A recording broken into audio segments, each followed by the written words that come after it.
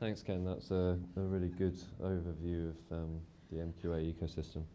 And as we said, we're very pleased to be the way for the independent sector to keep up with those advances in the market and in the industry. So turning now to artwork, there's a pretty simple point we want to make here. The largest potential use case for people looking at your product artwork is on a 4K TV. So if you have an Apple TV, if you have a Chromecast, if you have a smart TV, there's probably a Spotify app on there somehow, and they have particular user interfaces that they put together for the television versus the smartphone or the desktop. At the moment, we haven't seen any of the services going super large with the artwork from what I'm aware of, but that's probably partly because the content supply chain is not providing these services with high enough quality artwork for stuff to look good if they were to blow it up to 4K size. So, but with an eye on the future, we want to help you future-proof what you're doing in terms of your product quality and dealing with your original products and assets. So we recommend that you supply artwork into the supply chain of 4096 pixels by 4096 pixels. So that's if a music service decided to stretch the artwork all the way, the full width of the screen, then there would be no graininess, no kind of pixelation in the image because the original would be that large.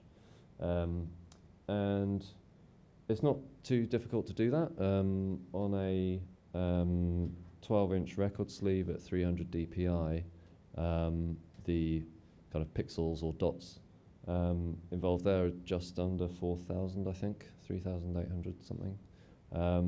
So if you're getting artwork prepared for a 12-inch record sleeve digitally, then you're already pretty close to that. So just ask your artwork designers to output that slightly higher pixel size original artwork file. Again, store it properly in a centralized cloud storage mechanism so you don't lose the original.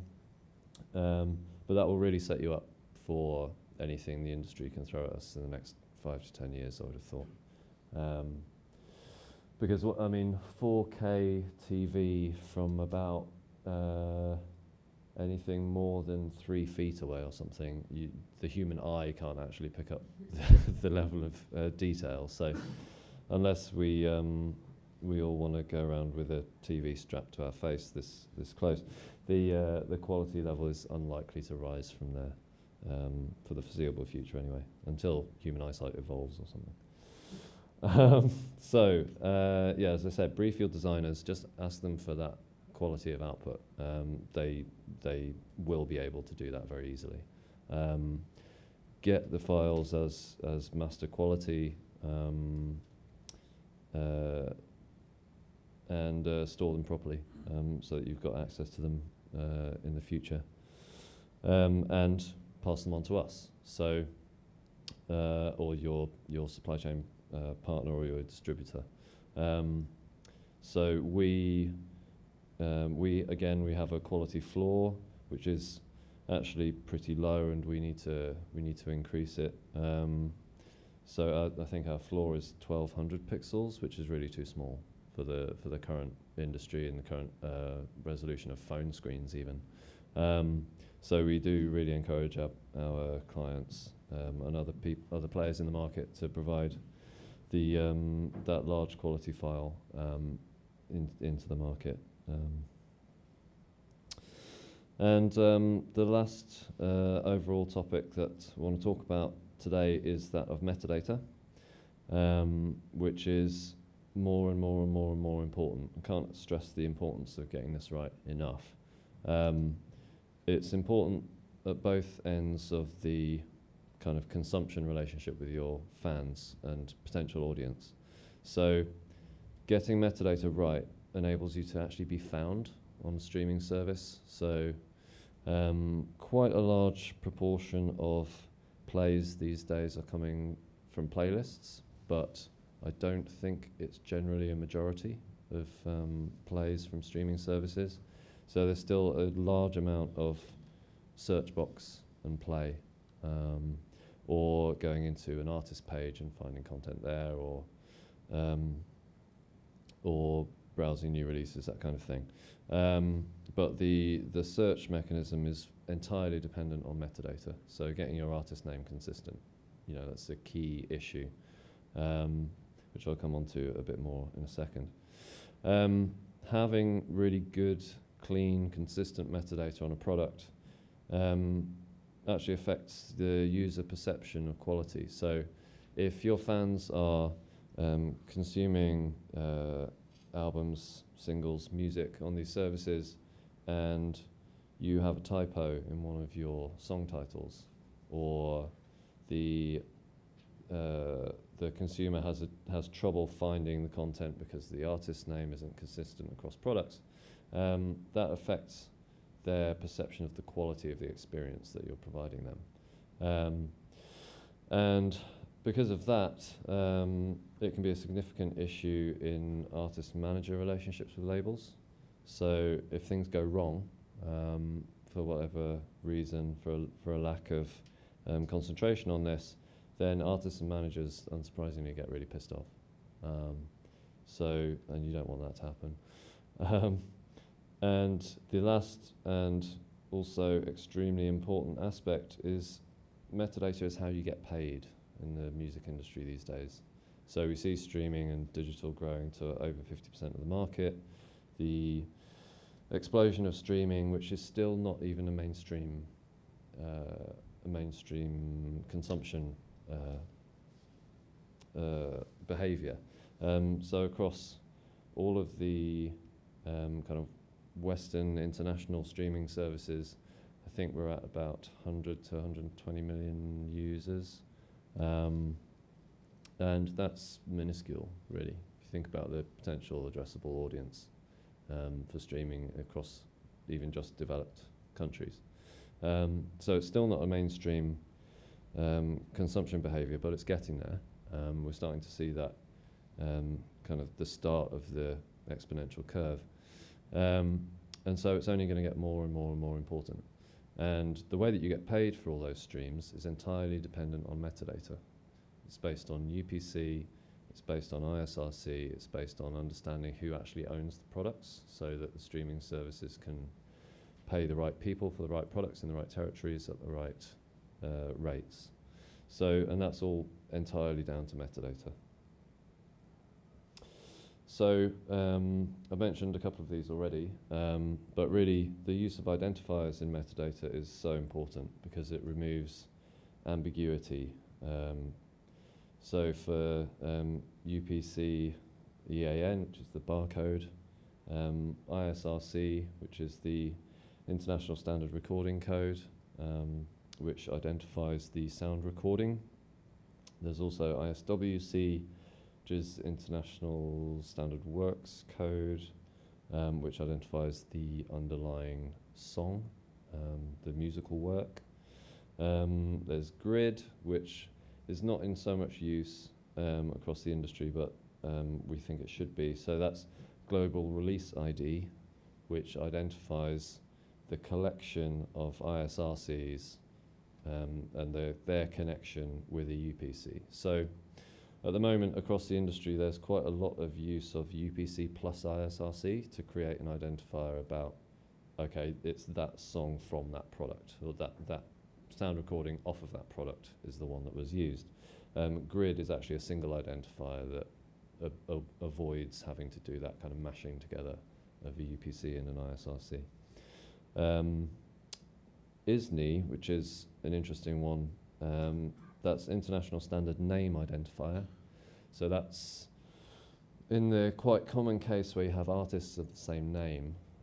ISNI is a alphanumeric identifier which you could actually differentiate those different artists by using. So there's, I think, I can't remember if it's 5 or 10 different John Williamses in in the kind of music ecosystem, the overall music library, and it's actually pretty difficult to tell which is which. If you're a music service, which products do you put on that John Williams page versus that John Williams page? And ISNI is a way to use a well-managed identifier to deal with that problem. So each John Williams would get their own ISNI, and then services would understand, okay, that content is for that John Williams, and that content is for another. Apple ID is similar to ISNI, so they assign those to artist entities, and we use that in our communication with the Apple system to make sure that Apple are receiving content so that they can very easily understand that all of the content is attached to a single artist. So the overall point of identifiers is that they remove ambiguity. So you can have songs with the same name but different actual musical works.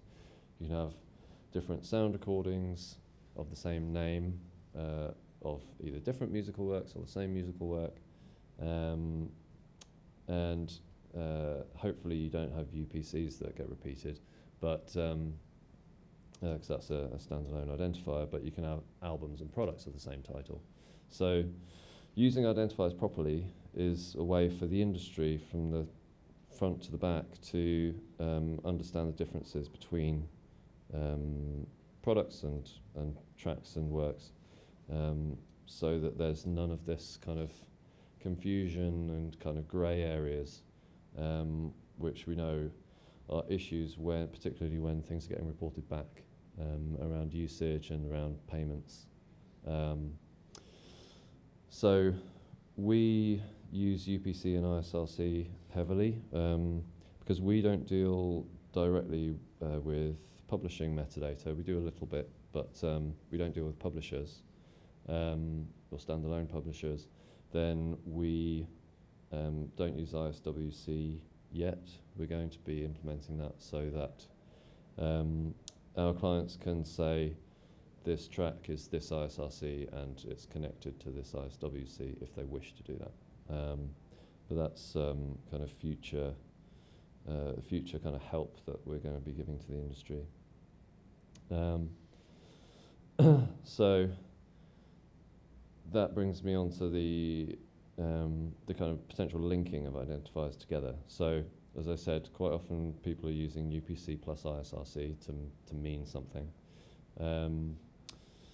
But linking ISRC and ISWC is potentially very significant for the music industry in general, because it would enable much smoother payment flow through collective rights management organizations.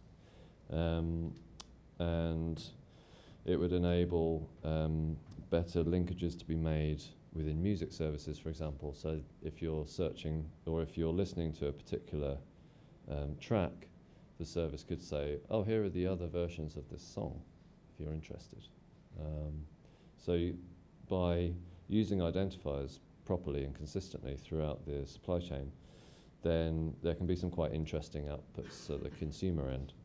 And the main thing is that identifiers are persistent. So once you've assigned an ISRC to a track, never assign a new one. Once you've assigned a UPC to a product, don't assign a new one unless you're making a different version of that product. Yeah, and similarly with if you get into ISWCs, again, just once you assign these things, make them concrete, make it very difficult for other people within your organizations to just add another one, add another one, add another one, because it just creates confusion on the reporting end when people are trying to work out where the money needs to go and what the money is for on your side. So, as I said, there's really key benefits of this. Being found is going to be more and more important, particularly with the growth of streaming, but also as we grow into new geographic markets. So one aspect that we're working on at the moment is around language. So we know that Apple are very keen to present relevant content to their users. So if you are using a Mac and you have your operating system language set to French, and you go onto Apple Music, Apple knows that you have that operating system language set. So they want to be able to present to you, here's, you know, the big new releases this week with a slant towards French language content, French language performers. So we're starting to enable our clients to manage that.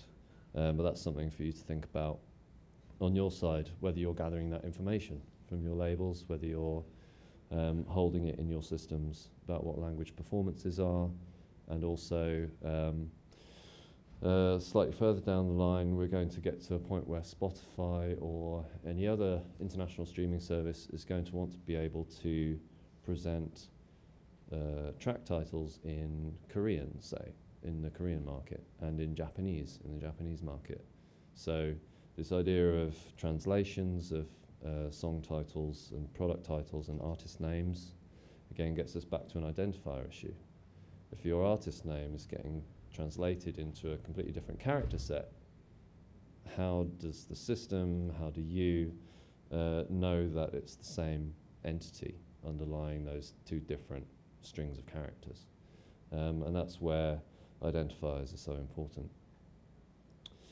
And again, it's a quality perception. So if the major labels are putting these rich sets of metadata together with all the different translations, then is a Japanese user who can only read Japanese going to make the effort to find your content versus, say, some relatively similar major label content where they can understand what's in front of them on the page?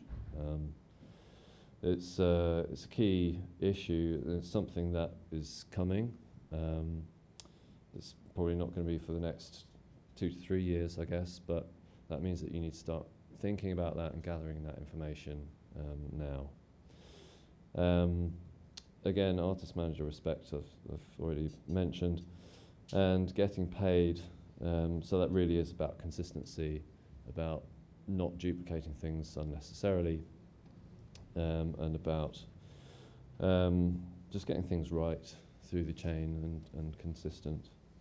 And that's you know, that's what we all want. We want to earn the money for the use and enjoyment of the content, so that we can make more great content. And that's the basic ethos of the independent sector. So if we can do that as easily as possible, then we save time and money and pain and tears trying to work out who should be getting what money and where it's coming from and why. And then we can spend more time actually doing the stuff, you know, that you're so great at, which is getting great music made. So that's it. If there's any questions, please shout them at me, or you can get in touch or grab me through the rest of the day. Do we have any questions? Okay, let's thank Kieron again for sharing his insight and time with us. Thanks very much. And coming up next at 1:15 is the CI Workshop number 2, exclusive CI client and partner meetings. It's a special announcement. Remember that the